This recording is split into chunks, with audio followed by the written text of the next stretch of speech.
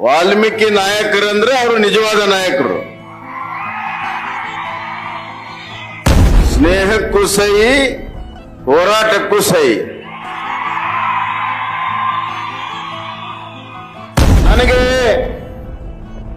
ದೈವೀಯ ಸ್ಫೂರ್ತಿಯಾಗಿ ವಾಲ್ಮೀಕಿ ಕುಲಗುರುಗಳಾದಂತ ವಾಲ್ಮೀಕಿ ಅವರ ಒಂದು ಸ್ಫೂರ್ತಿ.